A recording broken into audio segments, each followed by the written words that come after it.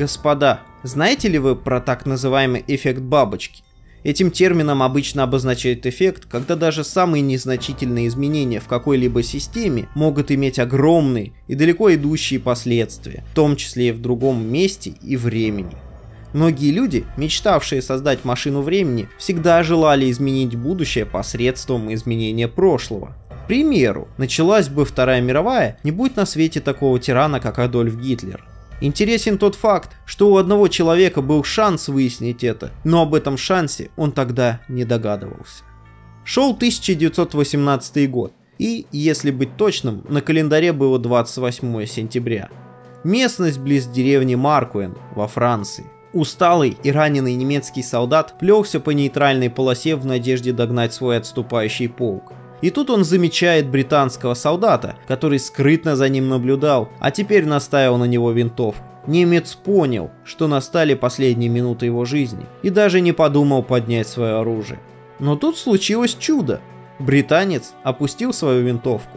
Немецкий солдат в знак благодарности кивнул головой и отправился дальше. Как вы уже, наверное, догадались, этим немецким солдатом был никто иной, как Адольф Гитлер. А вот британцем, его пощадившим, был Генри Тенди, самый титулованный рядовой британский пехотинец Первой мировой войны. Генри Джеймс Тенди родился в отеле «Ангел» на Риджент-стрит, Лимингтон, Уорикшир, в семье бывшего солдата, жена которого умерла, когда Генри был еще малолетним.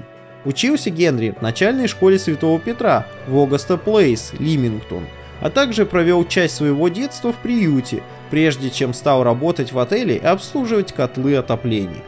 Его военная карьера началась в 1910 году, когда он записался в полк Green Howards. В 1911 году, после прохождения базового обучения, он был направлен во 2-й батальон полка и служил на острове Гернси и в Южной Африке, пока не началась Первая мировая война. Генри принимал участие во многих сражениях: в битве при Йпре, в битве на Сомме, где 24 октября 1916 года был ранен, и во многих других. 28 августа 1918 года, во время второй битвы при Камбре, он лично возглавил атаку из нескольких солдат на немецкий окоп. Взяв 2 солдат, он и его напарники через ничейную землю рванулись до вражеского окопа. Закидав окоп гранатами, они взяли 20 пленных и под огнем противника привели их к своим. В результате немецкий окоп был взят британцами, а Генри Тенди получил медаль за выдающееся командование. Следующая награда не заставила себя ждать. 12 сентября 1918 года при атаке близ города Хавринкурт Тенди вновь проявил себя. Вначале он спас несколько раненых под постоянным огнем противника, а затем вновь возглавил атаку бомбардировочной группы на немецкую траншею и вновь вернулся с пленными.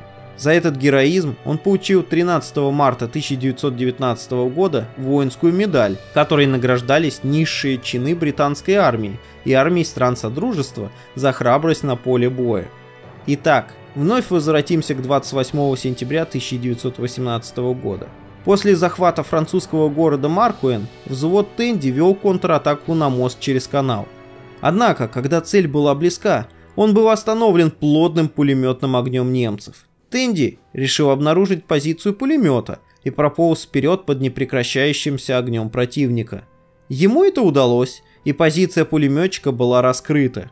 С помощью отряда с пулеметами Льюиса ему удалось подавить немецкую огневую точку, и взвод смог продолжить контратаку на мост. Под непрекращающимся огнем противника им удалось его подчинить и перебраться на другую сторону. Однако, в результате уже немецкой контратаки Тенди с 8 сослуживцами оказался отрезан от своих и попал в окружение противника. Генри предложил парням отчаянную атаку на немецких солдат. В результате яростной и неожиданной штыковой атаки он был дважды ранен, но не сдался и продолжил бой. И в результате немцы бежали. 37 человек сдались на милость его взвода, а Генри отказался отправиться в тыл до момента победы. За этот геройский поступок он и получил очередную награду – Крест Виктории, высшую награду Великобритании. Вечером того же дня и произошел тот эпизод, о котором Генри Тенди будет помнить всю жизнь. Гитлер, уже после окончания Первой мировой, увидел в газете публикацию о награждении Тенди Крестом Виктории, вырезал ее и сохранил.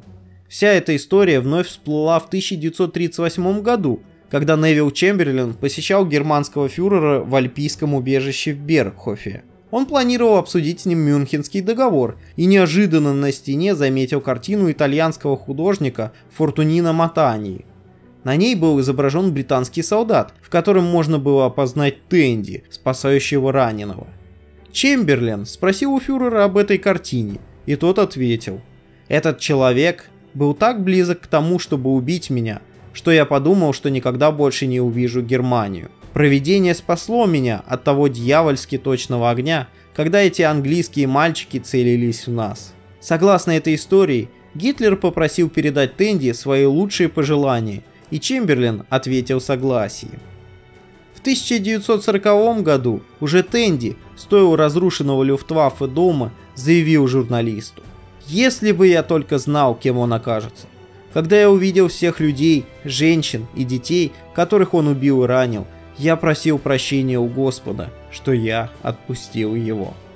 После войны Тенди стал полицейским сержантом и проработал в этой должности 38 лет.